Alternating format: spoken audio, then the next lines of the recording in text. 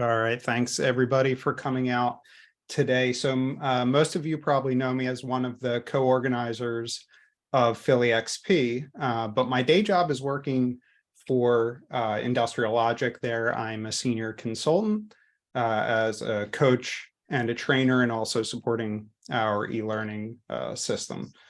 So just kind of quick background on Industrial Logic. We partner with software development organizations and their development teams to help them deliver better software sooner. We do that through a variety of ways.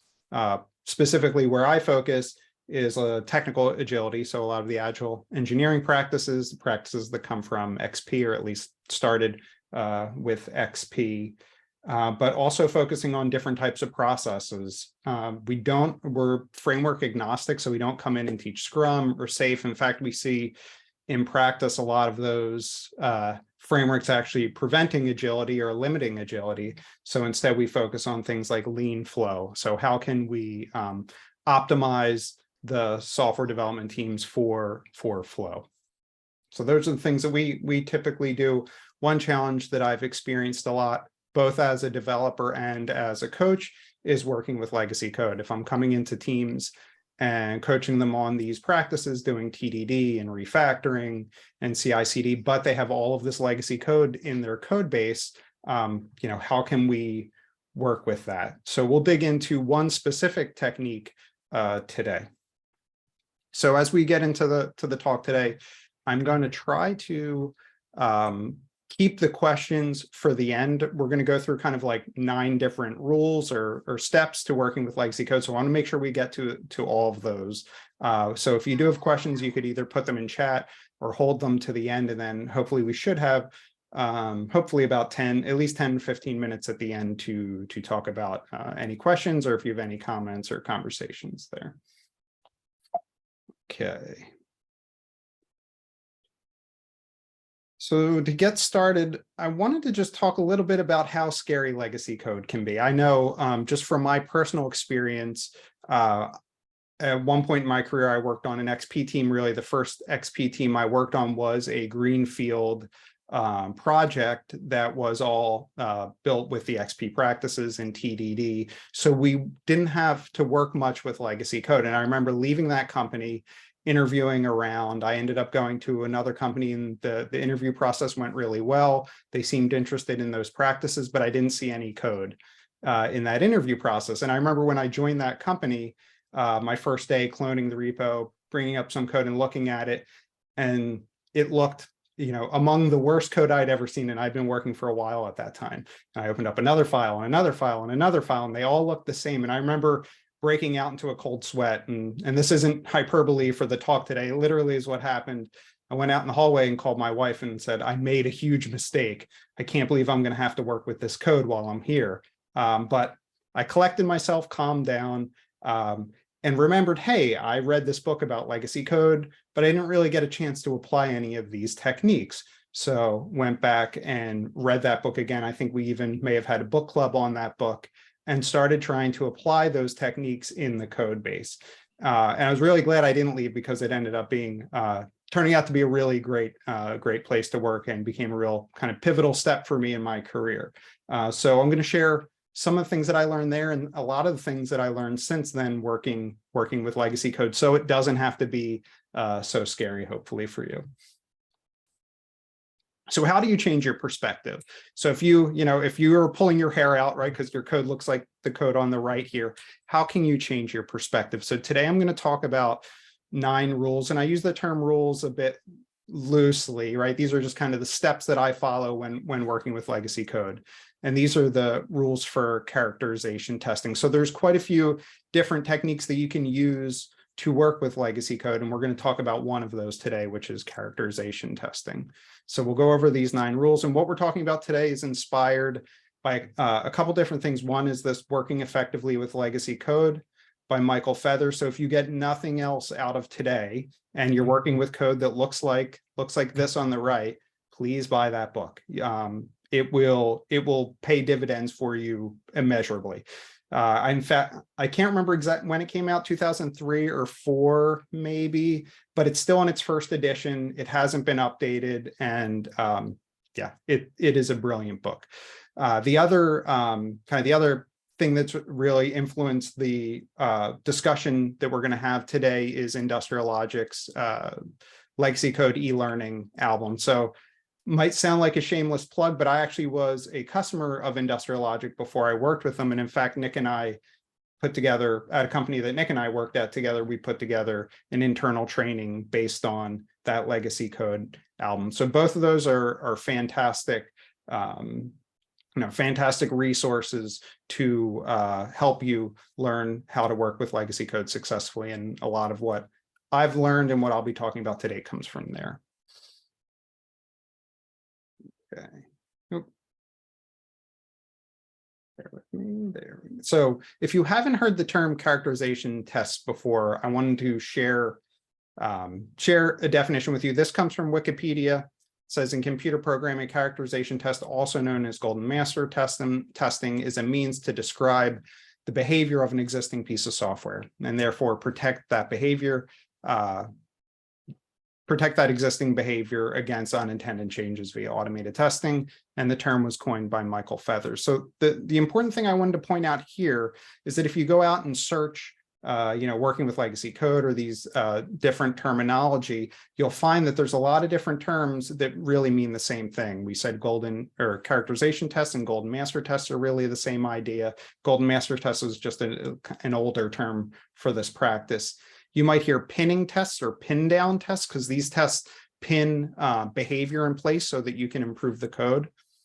Approval tests, you might hear it used as that because there's a framework, a testing framework called approval tests that is can be very helpful in working with legacy code. And finally, scaffolding tests. And I wanted to talk specifically about scaffolding tests because I think that'll help give you a mental image of how I think about these kind of tests. So I think scaffolding is a good analogy for these tests. So at the end, if we have time, we'll talk a bit about microtests and kind of compare them to characterization tests. So microtests are one of the techniques that we teach. And it's really like a special form of unit tests. They're the kind of tests that we see really, propel teams forward, help teams become more productive. They're the kind of tests that you should have the most of in your test suite. So we call them microtests. They used to be called TDD style unit tests. So they're very small, very fast, right? So you have lots of them. They test a really small amount of code. And they should be like very easy to read because they're so small. As long as, if you keep them small and use intention revealing code, they can be really easy to scan and understand as well.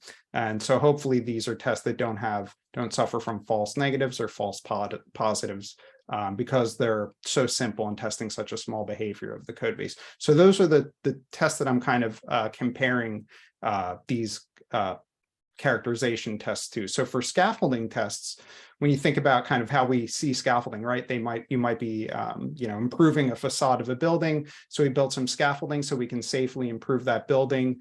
It's ugly, but when we're done, we can tear that down and we have our improved building in place. So you can think about characterization tests the same way.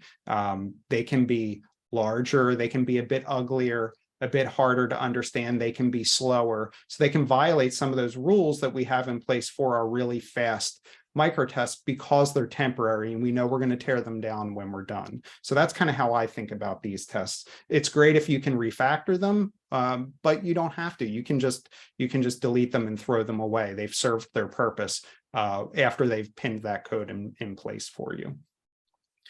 So having these practices in your toolbox will help you avoid what we call the legacy code death spiral. So we'll talk about that quickly here before we get to our 9 rules. So this is how I think about the legacy code death spiral. You need to modify some convoluted, untested legacy code in your code base. And typically what happens is we see people make the most straightforward, smallest change that feels safest to them. And it's understandable why this happens. If you think about a code base that's impossible to read, impossible to trace, even just stepping through it, you kind of lose your place and you end up with a lot of action at a distance problems. Those are the kinds of problems, I also call it bug whack-a-mole. You make a change over here and then something breaks over here, you make a change there and then something breaks back over here. If that's the code base that you work in, you're going to try to make the smallest change possible to minimize your surface area of change. So what happens? Well, your design degrades further, making all your future changes harder, and now you're on that death spiral, right? So why does this happen? I hear teams when they have to work in a code base like this, they'll say, I don't have time to improve the code, or that might mean they don't have time to learn how to improve the code, or they fear they'll break the functionality because it isn't clear. So one of the things I think is interesting in looking at code bases like this is I typically see when we do this, we end up creating more duplication and more conditional complexity. I know I need to do something here that we did over here, so I can just copy that code, paste it here, and then I can put an if statement around it so it only runs in my case, and then get out, no springs popped out of the machine, everything seems to be working.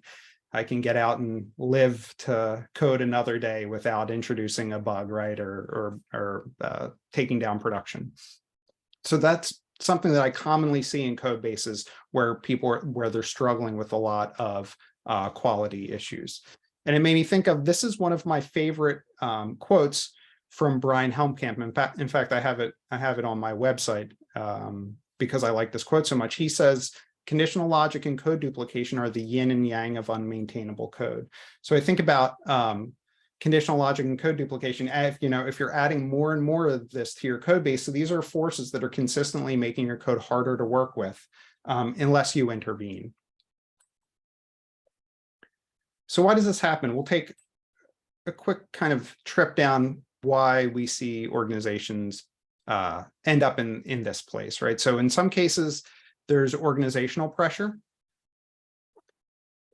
In some cases, it's Taylorism. And I wanted to take a little bit of time to talk about Taylorism because I feel like a lot of people mention Taylorism in Agile circles, but we don't talk much about it.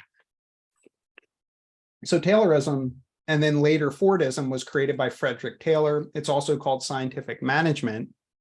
And we kind of know it today commonly as command and control. And this was created in the 1880s. So this was for optimizing factory work. So we can think about Industrial Revolution, late 1800s. So this is like 2 technological revolutions ago. And it was intended to optimize unskilled, repetitive manual work that didn't require thinking. So managers and supervisors knew the right way to do the work. The workers just needed to be trained and follow those rules.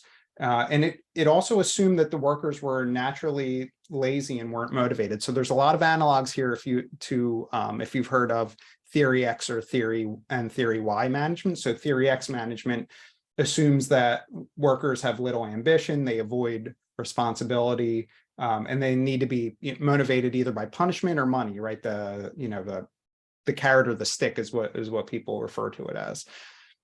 So, right, so this is, well over 100 years ago, the way work happened, but we can see today that Taylorism is, alive and well in software development organizations, but it just doesn't work. It doesn't work for software development. It doesn't work for other forms of knowledge work, but we still see it in large and small ways.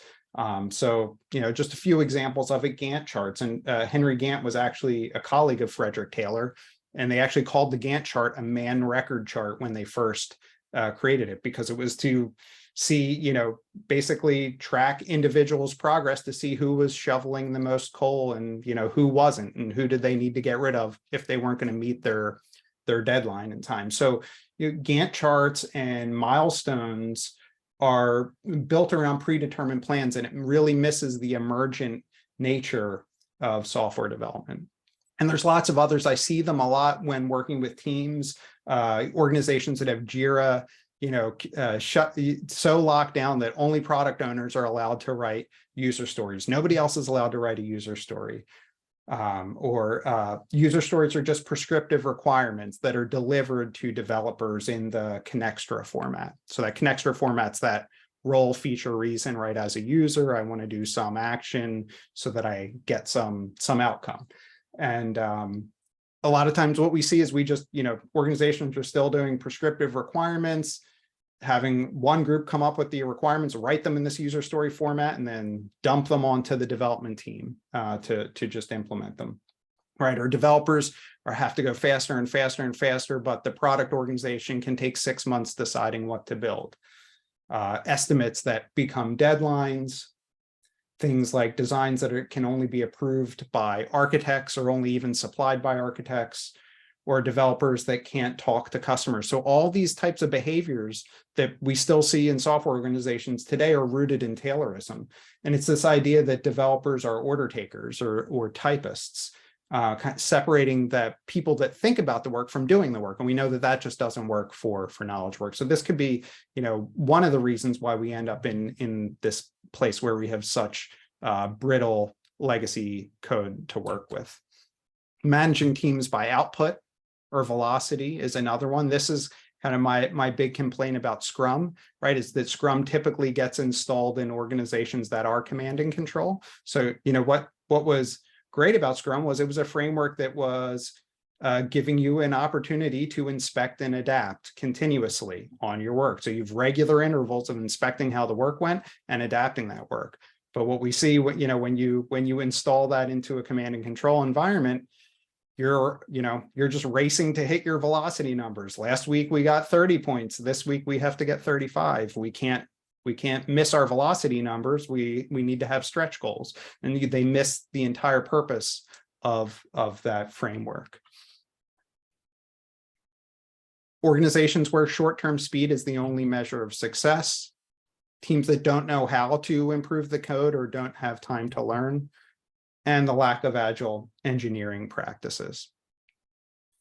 So when we do end up in this place, right, when we can't patch the software anymore, when the wheels fall off the wagon there, what do we end up doing? What do organizations typically do?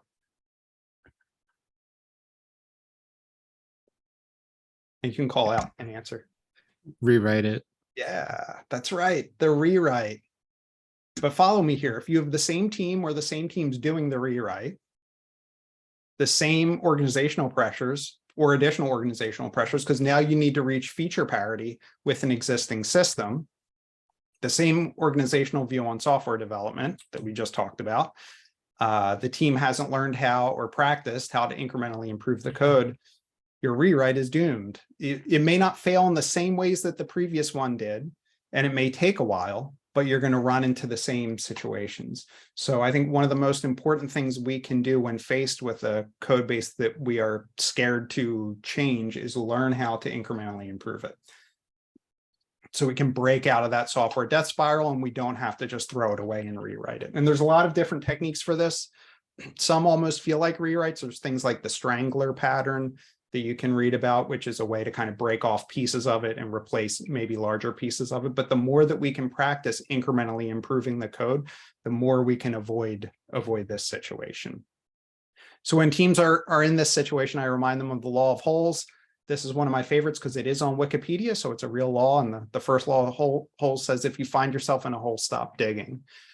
So I know when I'm working with software organizations, we're typically brought in because the organization has a problem, a software delivery problem, or they might have quality issues, and that's why we come in. And when we join, they say, we really want to improve, but then, they want to keep doing the things that they got them there. Well, we don't have time to write tests right now. We'll do that later. Or the famous ones, we have a story for in this sprint for the work, and then we have a story for next sprint to write the automated test for it. Well, those things never happen. So I always like to remind organizations when I join them of the law of holes. I'm like, you're in a hole right now. The first thing we need to do is stop digging. So we need to stop doing the things that got us here.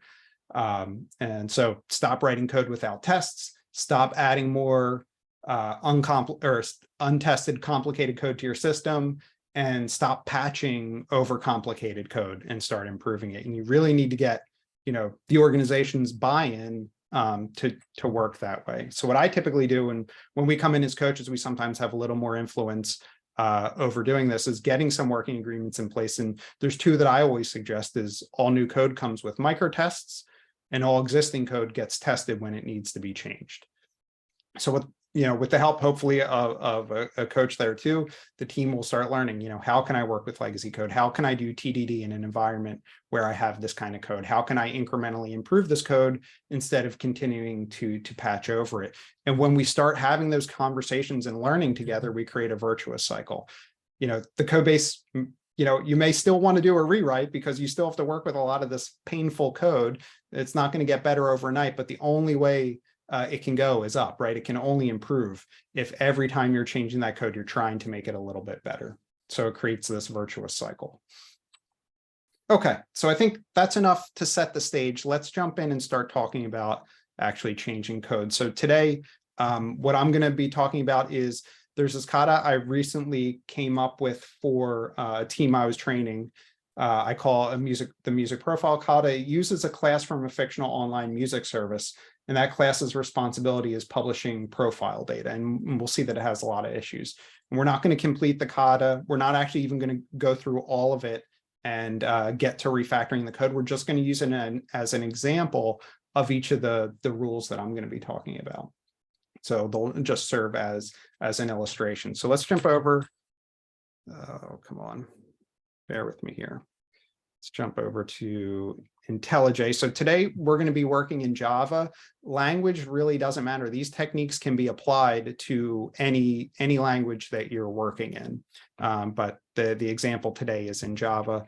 So we'll just do a quick look at the README here. Like I said, we're going to be working with this publish profile data method on the music profile class. There are two dependencies that we're going to need to replace to get to testability. They are REST clients that are interacting with other systems, and they are stateless. So we're really only going to get to the favorite service today. The podcast service is kind of another step that we will get to. We won't get to here, but that's something you could do on your own if you wanted to kind of finish out the kata. So looking at the code here, we have a test class. We don't have any tests here. We have the classic, we'll write some tests when we have time. So we'll have to, this will be where we're writing our characterization tests. And if we look at our music profile class, we can see it's a single class that's about, we just take a quick pass through here. Single method on a single class. It's about 70 lines long, and we don't have any tests for it. So we'll kind of walk through getting this under test, getting some characterization tests around it, and the rules that I follow to get there. Okay. So let's get on to the rules. My first rule is clear the area. So once the change area is identified, so we know that we have to make a change to that publish profile data method. The first thing we want to do is reformat the file, and we want to do that automatically. We don't want to, we don't have to do any of these things manually. So we want to use things like Prettier or ESLint, editor configure. Maybe if you're using an IDE, it has its own configuration for formatting, but you want to use team shared formatting and linting rules, and you want to check those in with your code. So if that's not something you're doing today, that would be a huge help, because we want everyone to have those same rules applied to the code when they're working. Once we do that, I would commit that and push that, because that is now can serve as your new baseline that all future changes are compared against. So that way, as you're making other changes, you don't have formatting changes mixed in, and you can always revert other changes and get back to your reformatted code. So that would be my first step. The next step is removing obvious noise in the code, and we want to do that without needing to think about it. And that's really the most important part, without thinking about it. Just making a pass through and just getting rid of any noise that you see there. If you have to think about it, you can just move on and worry about one of the future rules for addressing that code. So this idea of eliminating the noise comes from Claude Shannon. He's known as the father of information theory. If you haven't heard of him, definitely read about him. He's really interesting. He's hugely influential in modern computing. So he went to MIT, got his master's and his PhD at MIT, went on to work at Bell Labs. At 21, he wrote his master's thesis about how binary switches in computers could perform all of the functions of logic. And then at 32, he published The Mathematical Theory of Communication, where in there he invented the concept of the bit. So very, very influential. In the early 50s, he gave a lecture at Bell Labs about creative thinking and creative problem solving. And there he talks about basically eliminating noise. He says almost every problem that you come across is befuddled with all kinds of extraneous data. of one sort or another. And if you can bring this problem down into the main issues, you can see more clearly what you're trying to do. So that's what we're trying to do with that first rule. The second rule is use power tools, and you'll hear me say that a lot today. So that's why it's really the second rule. And this is going to be the most controversial thing that I'm going to say today. So if you picture like a continuum with code editors on one side and IDEs on the other, we have things like Notepad++ and Vim here, right? They're more than just text editors. They have some plugin capabilities and macro, capability to run macros. As we move to the right, we have things like Sublime Text and VS Code. And then when we get all the way to the right here, we have all the different IDEs that we can use. And the controversial thing I'm going to say today is I will always pick something from this list on the right if I can. You get automation tools, automated refactorings. Some of the other tools might have them, but they're not nearly as complete. Test runners, code coverage tools. And in a lot of cases, those come pre-configured for you, that they work right out of the box. And I love a lot of these other tools. My first job out of college was writing C++ code in VI, so I really love Vim and the power that you can get with Vim. And I use VS Code almost every day. If I'm scripting or writing blog posts, I use VS Code. But I'm going to pick an IDE when I'm working in a code base, especially a legacy code base, because it makes me work safer, it makes me more productive, and it eliminates entire classes of problems that I don't even need to worry about when I'm coding. Pardon me. So I can't talk about IDEs without first talking about Arlo Belshi. So if you haven't read this blog post, I put the link here. And everything I'm sharing here, I will share with you at the end. I have a page on my website that has all of these links and this talk and the slide deck for the talk. So you'll get all those at the end. So Arlo Belshi has this blog post called the Core 6 Refactorings. And in it, he talks about what the 6 refactorings are that you should commit to memory, because these are the ones that you would use the most if you're working in, a legacy code base, or I think he calls it an indebted code base. But he goes on to talk about the 3 utilities you should use. And he talks about these are things you should never have to do. Format your code manually. You should never have to do. Type basic language stuff, get things precisely right. Or look up what refactorings you can use in their keystrokes. And I'll show a few of those when we go back to the code. Pardon me. So he goes on to say, if you use an editor instead of an IDE, then you're actively making the choice to waste time. Your editor may manipulate text better than an IDE. It may start up faster, but it can't manipulate code as quickly as an IDE. So that's a pretty, hot take there from Arlo. But I will say, it's exactly how I feel. I would pick an IDE before I would pick any other tools, and especially if I'm working in a legacy code base, because you'll see as we go through the rest of these rules how much a powerful IDE can help you. Okay, so let's jump back over to the code, and let's put some of these in, put these first 2 rules into practice. So the first one is going to be reformatting. If you see, in fact, if we go all the way down to the bottom here, we can see, there's all kinds of formatting issues here. So this first one is really simple. It's just doing Command Option L and reformatting my file, right? If this was a shared code base right now, I would check this in. And that would really be my first commit, to reformat the file and get all the indentation fixed as my first step. The second step now is eliminating the noise. So I'm going to come up to the top of the file here. And before I do that, let me show you, because there's one of the context menus that I probably won't use much, but this goes back to what Arlo was saying, is, use a tool where you don't have to memorize all of the refactorings that you have. One of the great things about this is IntelliJ idea from JetBrains. The JetBrains IDEs have so many built-in refactorings that you can use, but you don't have to commit them all to memory. You probably won't see me use it much today, just because I've been using it for a while, but there is a context-sensitive refactoring menu called refactor this. So if I am here, we'll say, and I say refactor this, I get one set, and it'll even show you the keyboard shortcuts. But let's say I'm over here, I'll get a different list. So it's going to give you the refactorings that are available to you in context. Now, you won't see me use that too much, but I wanted to point that out because that's what Arlo is talking about. The other one that you'll see me use all the time is just called the context actions menu. And these two, like using these two in conjunction, you'll see how powerful the IDE is. So what we're going to do is we're just going to now kind of take a pass through to eliminate the noise. So again, because I'm using my power tools, I can see these imports aren't used. So I'll just highlight this. And my context actions menu is Option Enter on a Mac. So I can say Option Enter, optimize imports, and get rid of those. And we're just going to take a pass through the file. So we see here the class and the constructor aren't being used, and it's just because we're not calling it yet from the test. So we'll move past these.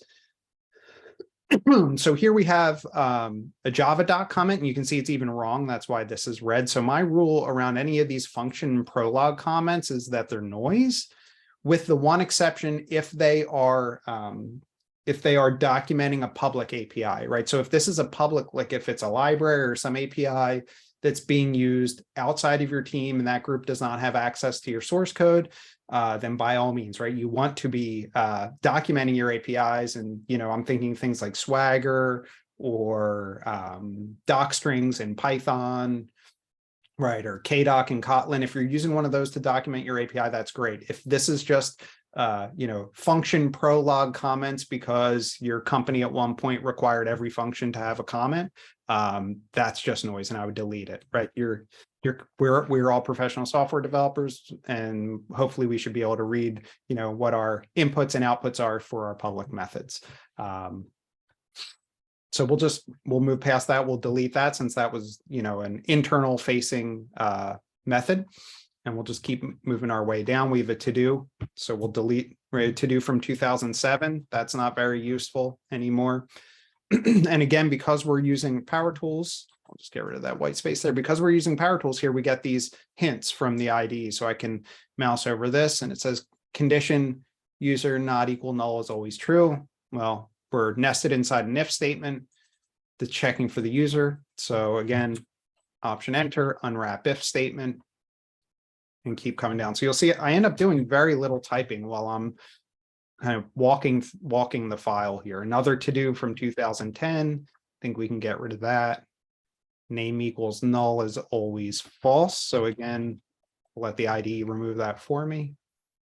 Now here I have some comments that are describing what the code does. And I typically don't like comments that describe exactly what the code does. Because that's a sign usually your method may be too long or the code is too complicated. And we think probably both of those things are true, but I don't know enough, right? These may be correct. They may be wrong. They may be helpful for me when I go to refactor. And I don't want to take time figuring that out now. So we'll just skip past those. Come down to our next kind of hint here. And here we're saying replace for loop with enhanced for. So if you're not a Java developer, the enhanced for is like a for each loop. So instead of indexing through a for loop, we can just let the IDE switch that to something that looks more like a for each loop. You can keep coming down. We have another version of that here. Get rid of some other white space. And we have another to do and some commented out code, so we can get rid of that as well. So that's it. That's our first pass through eliminating the noise, right? We didn't make it that much simpler, but we did get rid of about 20 lines of code and make it a little bit simpler. So trying to do whatever we can to simplify this code when we come back to characterize it. We don't have to worry about all of that extraneous code. Okay, so let's jump in to our next rule. So rule 3 is calling it in a test harness. So the kind of the first question I'm going to ask is, can I create the object in my test framework or test harness that I'm using? Once I find out, if I can do that, can I pass null arguments to it, to the method that I want to test? And then what I want to do is start with simple arguments and then elaborate. So start as simple as possible and then continue to elaborate on the arguments. And you'll see that in some of the future rules.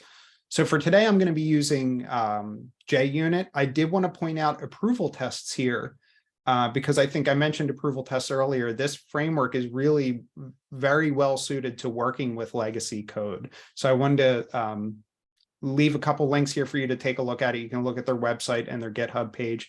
It was created by Llewellyn Falco, and it really shines for working with legacy code. But I know there's a lot of maintainers now, and it's supported for a bunch of languages. In fact, I think John Reed, haven't you? John Reed's in the audience. I think, didn't you do some work on the Swift album, or the Swift album, the Swift version of the approval test framework? Actually, Matthew Carlson started it, and then I paired with Llewellyn on the Swift version. Awesome. So yeah, so highly recommend taking a look at that. I didn't want to introduce another new thing in this talk, so I just stuck with JUnit. Okay, so I think that, yeah, so that's rule 3. So let's jump back to the code and take a look at our tests, and let's try to apply that in our tests. So get rid of that, terrible to do. And I don't know what my test is going to do yet, and that's okay. So I'm going to start with just saying something. We'll come back and give it a better name when we know what it's going to do. And so the first thing I'm going to do is just say, can I create the music profile and run that in a test? And we see that first test that passes. So that might not seem like much, but I know I've certainly worked in code bases that were abusing inheritance, had like, 8 levels of inheritance, and 5 levels up, they were calling the data, connecting to the database in the constructor. So none of those objects that were derived from that class, and there's quite a few of them, could even be created in your test suite without having all of the database plumbing set up. So that would be a case where you're trying to kind of rule that out and figure that out as your first step.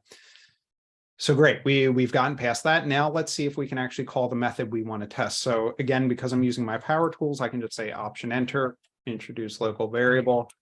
I like to use the word subject for my objects under test. It's just a convention that I like to use. You could just call it a music profile, of course, but now I'm going to try to actually call the method. So we'll say subject, publish profile data, and I'm just going to try to pass null to it. And we'll see this is red here because it throws an exception. So we'll just let the IDE add that. And let's run this and see if we can call the method under test. So we see it's failing. Can zoom in a bit here. We're getting a null pointer exception on line 20. So we can go and look at 20. Well, yeah, of course, one of the first things we're doing is checking the license of the user. So we know we can't have a null user. So what's the next simplest thing I can do? What if I create a user? The user takes a name and a license. What if I just pass null to both of these? And now we try to run. Excellent. So now we've actually been able to call the method that we're testing without any failures in our test furnace. So this is actually a huge win. It may not feel like much, but now we can start characterizing this code. We can successfully call the method in a test. And this is really like once we can do this, now I have the confidence that we can actually write a characterization test for this case. So let's go back and let's look at the next 2 rules, and we'll go back to applying them. So this rule to me is probably the most important rule for characterization testing. To use tests to get to testability, what we want to do is we want to probe existing behavior with tests. So we're kind of using tests as probes. We don't want to spend time trying to figure out all of this complicated logic. And I think this is so important, because I think this is where people tend to get really tripped up with legacy code and why they don't improve it. It's so daunting. It's so hard to understand, just can't even trace it in the debugger without getting, mixed up. So people really don't know where to begin. So don't do that. Don't even engage the code in that way. Just can you create the object in the test harness? Can you call the method? Now we can start probing it. So how do we do this? Then the next rule tells us that. Rule 5 is let assertion failures expose the behavior. So what we want to do is we want to assert null to discover those results, and then write assertions for the actual results. I included the slide here this image here on the right. 2 of our colleagues at Industrial Logic, Tim Ottinger and Jeff Langer. In fact, Jeff is going to be our speaker next month. wrote a book called Agile on a Flash, and they had one card on writing characterization tests. So that's kind of their take on writing characterization tests. So very similar techniques. Okay, so I think let's go back and give that a shot. So now that we know we can call this, now we can start trying to characterize this code. So again, I can do an introduce local variable for my context actions, results. I can say assert that result is null.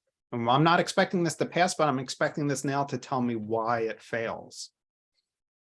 And again, you can do this in any language that has a test framework and assertion libraries, you can use this technique. So if we look at the error here, it says expected null, but was some music profile data object, and we get this like there's like a hex code for the hex representation of the hash code for the object. So that's not really helpful.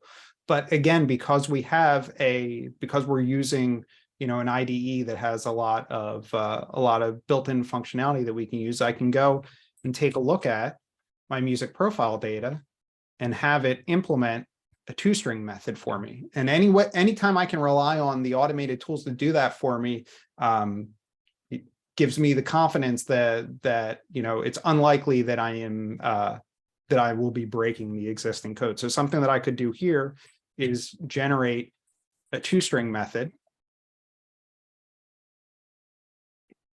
if one didn't exist. I actually started this kata with the toString method already existing, but I figured this is a cool feature of the language to be, or of the IDE to be able to demo. So if you have a toString method on it now, and we rerun our tests,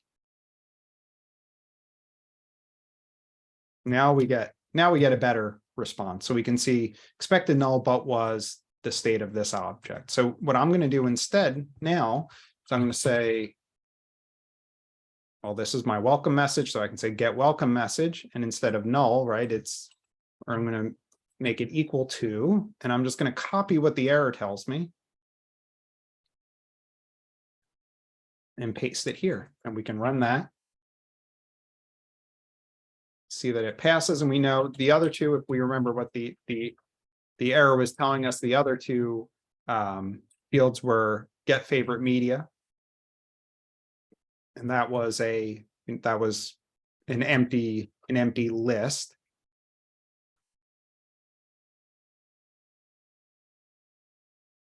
And then the other one was, I think we said upcoming podcast, and that was also empty. So if I run this now, this is my first characterization test. And now we know a little more about what this is doing. So I think we can give this a bit of a better name. We could say, right, publish profile data for null user, or null named user, really. But that is our first characterization test. Okay, so let's go back and let's look at the next rule. So we did a little bit of this rule already. This is examining inputs and outputs. So we looked at there was 3 outputs of that, I guess there was really one, right? There was that music profile data object, but it had 3 properties on it: the welcome message, favorites, and upcoming podcasts. So we made sure that we could cover each of those in assertions. It's important to point out, outputs could also be like void calls on dependencies, or even, certain calls on dependencies that have to happen. So it's important to be aware of that if you have things like that in your code, and you might use a different technique for that, like things like test doubles, mock objects, or different kinds of fakes or stubs. And we'll talk about that later. It's helpful to look at the inputs to see, like, what are the possible input combinations here. You don't need like an exhaustive list, but it helps kind of give you a ballpark idea of how many tests am I going to end up writing. We'll actually use the next rule to help figure out when we're done. And that is rule 7 is using code coverage to drive input variation. So let me see, am I getting ahead of myself? No. Okay, good. Just making sure I'm staying on target here. So yeah, use code coverage to drive input variation. So what we want to do is we want to vary inputs to cover more of that of the legacy code. And so we want to track that progress via code coverage. So I think this is a great usage of code coverage. I often see code coverage kind of abused. I think code coverage as like when we see it as like a PR gate or a build gate, right? You have to have 70% or 75%, whatever your percentage is, code coverage to pass a build or pass a PR. I see that kind of resulting in, more problematic code and more problematic tests in code bases. And I have a whole, the page that I'll link to at the end actually has a blog post on that topic that I've written. But this, I think, is really where code coverage shines. If you're working with the legacy code base, being able to see, get that confidence that you're really tracking, you're really covering all of that legacy code before you go to try to improve it. The one thing I do want to point out is what we're going to do is we're going to look at branches, right? So looking through the branches of the code to see if we're covering it, look for hidden branches. There's things in your code that you'll get different results based on data variation. So things like regex matching. If you're in C#, things like link chaining or streams in Java, you might get different results based on different data. So just be aware of those. And also, as you have to, as the complexity of your input increases, right? For this kata, there's, relatively simple inputs. It's an enum and a name. You can obviously get, more and more complex input types. So the more complex it is, you can put console writes, right? So like write to the console in the test, or step through certain areas in the debugger, right? Maybe you don't want to step through the whole thing in the debugger, but you can set very specific breakpoints to look at specific areas, and that can help you figure out how to set up your inputs appropriately. Okay, so let's jump back to the code, and we'll look at a couple more of these rules in action. So the first one was, we said, examine the inputs and outputs. We looked at some of the outputs. If we take a look at the user, one of the things to notice here is we're saying, well, if we set the name, and if the license is null, we set the license to unlicensed and then just carry on. So what we could do is actually duplicate this test for the unlicensed user case. So we could just say for an unlicensed user. And if I'm correct with that, we should be able to just say license type equals unlicensed and run these. Right, and you might say, well, you duplicated a test method and changed literally one argument, right? The second argument to the user constructor. So, right, if these were the tests that we were permanently keeping in our code base, I wouldn't be doing that, right? We would refactor that. We wouldn't want to keep that much duplication around. But right now we're just focused on characterizing. So I'm okay with this. These tests we're going to throw away, replace them with microtests or refactor them to be microtests. So I'm not too worried about that right now. Right now we're just focused on characterizing. Okay, so let's run this with coverage. So from here I can do run tests with coverage. And one thing, this takes a little bit longer. One thing you'll see is there's this menu that pops out here where you can get a ton of details about the coverage. But I think for the interest of time, what I'm going to do is we'll ignore that for now, and we'll go back to the music profile class. And what I'm going to be looking at is looking in the gutter here, you'll see a red line and a green line. So the green line is going to show us what we've actually covered. So we can just kind of scan through here and see. We've gotten here, and we see this as license type is, not unlicensed. And then we've all of this red down to setting a welcome message for a visitor. So we didn't really cover that much, but we do have our first two tests in place. So, what we want to do now is start covering more of this, more of the kind of internals of this method. So if we go back to our tests, what we can do is take a look at this license type. And if we look at the license type, we have an unlicensed user, music only user, music and podcast, and premium. So kind of my kind of initial reaction would be, let's take the next type of license and write a test for that.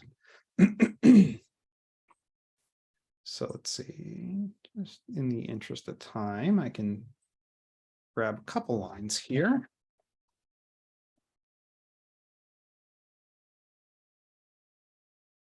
Let's say music only user. And again, thinking back to our earlier rules, the first thing I'm going to do is, can we even call this from the test?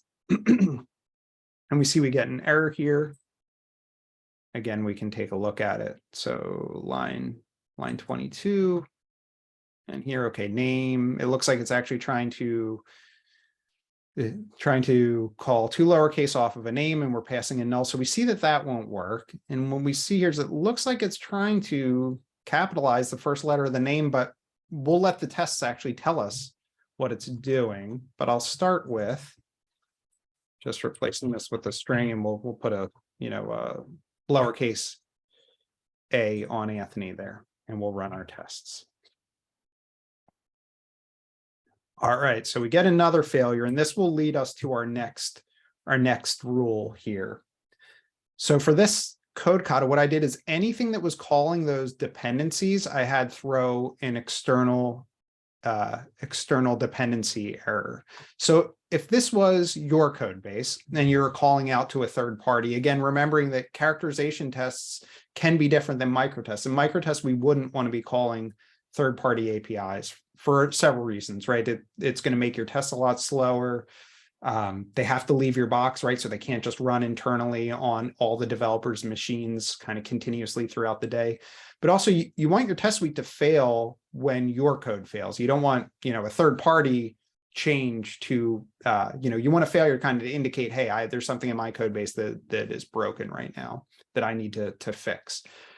But again, characterization tests are different. So if you can call out to the third party and you know that you're going to be, replacing that very quickly, it's a little bit of extra risk, but you can do it. But in some cases, you may not be able to call from your test suite at all. So it's kind of, you might have some option to do that. But here, we'll just assume that we can't do that. So let's go back to our rules and go to our next rule. So the next rule, and again, this is one of the big reasons why we, in a legacy code base, we'd really want to rely on having an IDE with as much refactoring support as possible, as we want to use automated refactoring to create seams.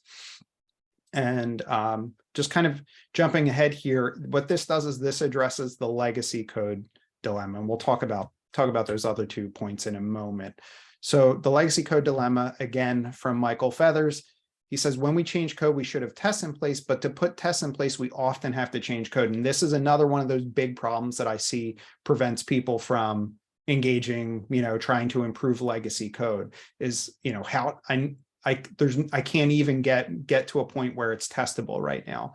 So what do I do? Well, if you have something like an IDE that has a lot of these automated refactorings, kind of getting some experience looking at the code and saying, what is the smallest kind of it's like making a surgical change. What is the smallest change that I can make to put the code in a place where I can get to testability?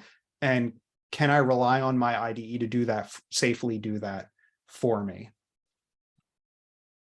So seams I mentioned earlier. So the idea of a seam is a place where you can alter the behavior in your program without editing it. And they say a seam has an enabling point, and that's where you kind of make the decision of which behavior to use. So you can think about this. There's the working effectively with legacy code has several different seams examples, but the one that's kind of most prevalent in modern programming language is object seams, right? So things like can we introduce a fake object, a mock object, those are seams. And when we decide to use either the fake or the mock object, that's our or the real object for the production code, that's the enabling point that we're talking about. Okay, so let's go back and take a look at this code here. How are we doing? I think we're doing pretty well on time. So what can we do to actually get this to testability? So we need some way to introduce a fake favorite service. So looking back at our code, why don't we, well, here, let's look at where we're Oh, not there. We don't want to look at that. Let's look at here where we're actually breaking down. So it's here where we're calling the favorite service. You can scroll up and see here we're actually instantiating the favorite service in the constructor. So the simplest thing that I can do relying on my tools, right? And I could use the refactor this menu, or I could just do introduce parameter, call it favorite service.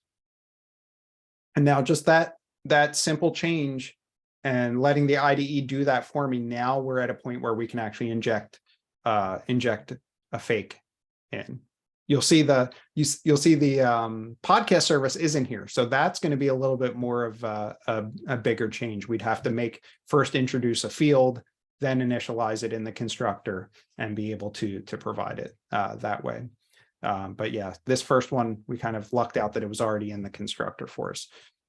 So if we go back to our test, we can see we are creating the favorite service here. So I think the next thing we can do to kind of make our lives a little bit easier is extract this out. So we can say is, let's introduce this as a field. We want to replace all three occurrences. And one of the great things about the tooling is it knows about the framework and says, hey, I can initialize this in a setup method for you. So it can go ahead and create that setup method. Now it doesn't, the IDE isn't perfect. It didn't know, whether we wanted to keep a local version of the object, our test object here, or subject, and we don't really need that. So what we could do is we could just go through and delete those. So it'll always try to be as conservative as possible and not make the decisions for you. But if we run this now, we should still just get that one failure still. And now what we can do is we can introduce our test double. So I'm going to use Mockito to do that. So I'll kind of talk about what I'm doing here if you haven't used Mockito before. So Mockito is probably the most popular mocking framework for Java. And the way you use it is you put this, you decorate the object that you want to replace with your fake, your mock object with an @mock annotation. And then before we inject that, before we call it, we set up here, we can say open mocks, and we pass it the test class. So what Mockito is going to do is it's going to go through and it's going to create a fake for anything that's annotated with @mock.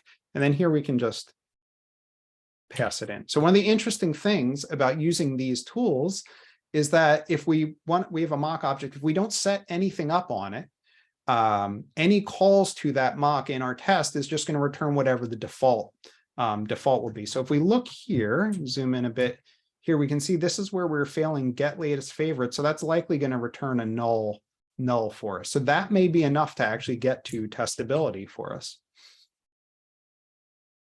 And we see that it is. Okay. So now what I would do, and kind of in the interest of time, I'm going to paste some code in here. So the next step will be, now that we do that, we can characterize this, right? So we would be doing our null assertion, right? So we'll start with that. We'll say assert that result is null. And run that.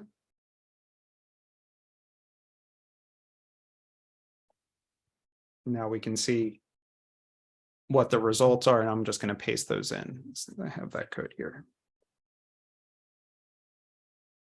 So we're just characterizing this case. And now we can go back and rerun the profile.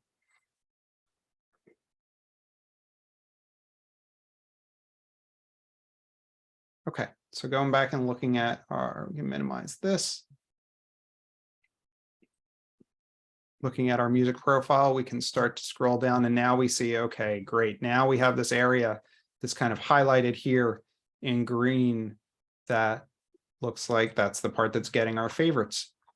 And we get as far as here, but we can see we get to this for loop, but we don't get any further. We don't get to line 54, and that's because we're not getting back any favorites. So the next step for us would be setting those up, and we can see we're looking at different types of favorite data: album, playlist, artist.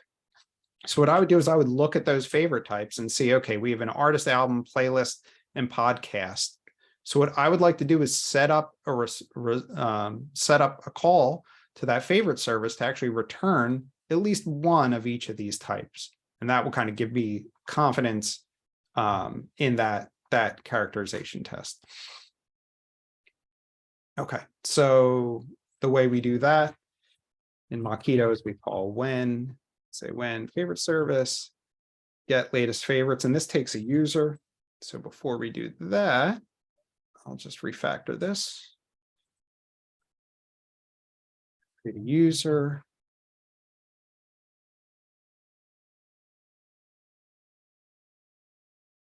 Pass that here. And then we say then return, and now this can be our list of favorites. So again, not to bore you with all the details and watch me mistype half of these, I can just paste those in here. And just bear with me while I import a few things.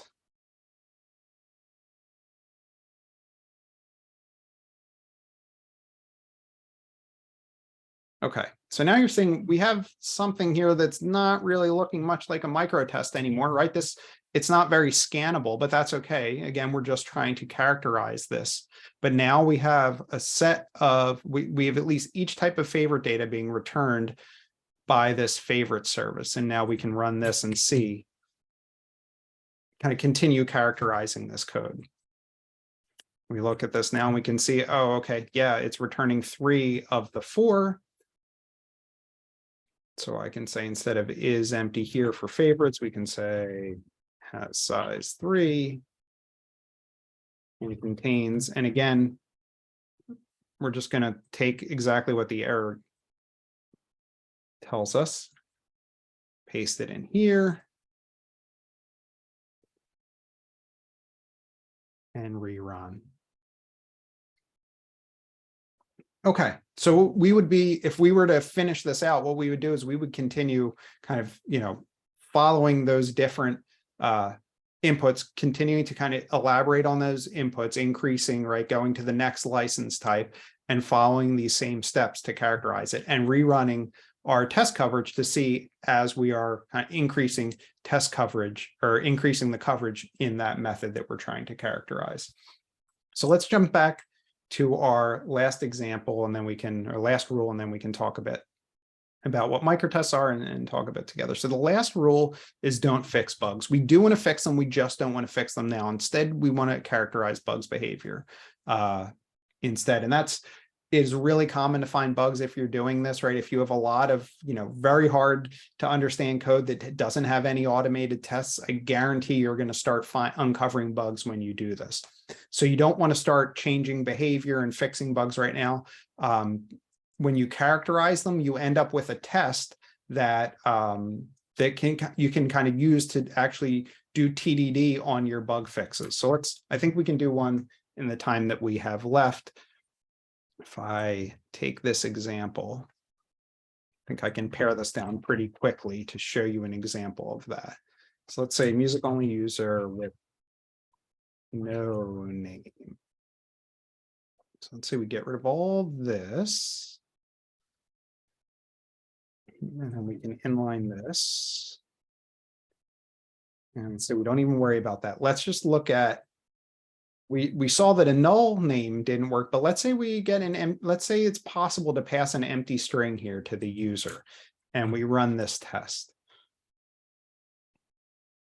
Well, what we end up with is welcome back space comma. Well, it's clearly not what we would want, especially if that's visible, visible on a GUI somewhere to a user. But right now, that's what we would want to do. We would want to characterize this bug until we characterize all of that code and then improve the design. And then we can come back and fix bugs. So the nice thing about this is you can maybe call this, your bug scenario.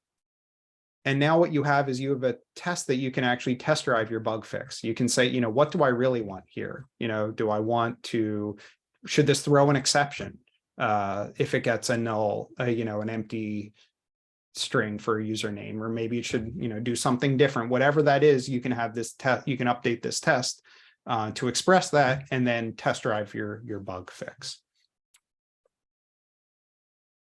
Okay, so next, after doing all of this, the next steps, refactor and introduce microtests. So you've characterized your legacy code, including the bugs, you refactor the production code, and you have the safety to be able to do that. You cover them in microtests, and then you delete your characterization tests, or you can refactor them. Now, I did say we talk a little bit about microtests. So this is how we describe microtests. So they're micro in size, 10 lines of code or so, right around that side. There's no, these are rules of thumb. If it's 11 lines of code, it's not terrible. And if it's 9 lines of code, it's not great, right? But it's in that region. They run in milliseconds, and they're really testing just a little bit of code. The idea is that they're really fast and really cheap. You shouldn't feel bad about deleting a microtest, right? You can run them over and over again without getting false positives or false negatives. And the idea is they're so small, and right, if you use intention revealing code, they should be very easy to scan and understand. So when I teach microtesting, I talk about the don'ts. They don't access a database, a network, the file system. They don't depend on other tests. So hopefully, like things like static data, you want to hopefully minimize that, so that your one test isn't setting up data for another test to run in. They don't require a complex environment, and they don't have to run against a deployed app. So these are kind of the tests that you want to be left with once you're done this entire process. And so that is all I have. So definitely, with the time that we have left, happy to open it up to questions or comments or discussion. If you want to get in touch with me, this is my contact information, Twitter, my website, my email. This link will take you to the talk, and the QR code will take you to a page about the talk, that everything that I've referenced here, and the slides will be there. Also on my Twitter is my Mastodon account. If we're worried about the bird site going away permanently soon, you can connect with me on Mastodon. So that's all I got.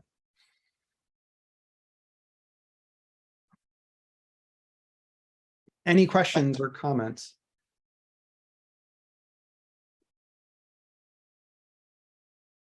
Thank you, Anthony. I really enjoyed the talk.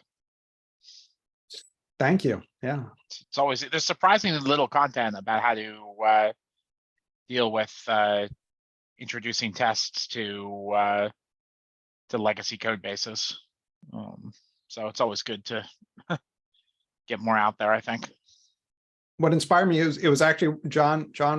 Well, and Nick, you were working with me too on the training that we were doing, and this came up, and I realized I didn't have a good example of characterizing code in something that we could do, in a short period of time inside of a training. So I started putting this together, and I realized, like, hey, there's a series of steps that I go through each time I do this. So it's probably a good idea to write them down and share them.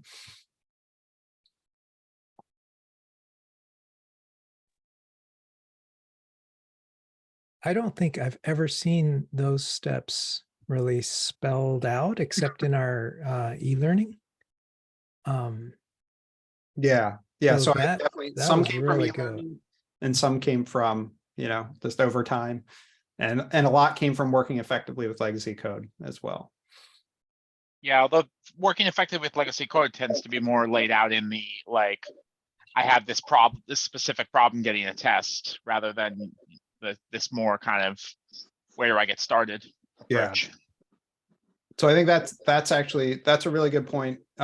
If you do, we just talked about one practice, but you might have other, right? So one thing that I mentioned is, what happens if you can't construct the object at all, right? What would you do next? Well, there's other techniques that you could use to deal with that.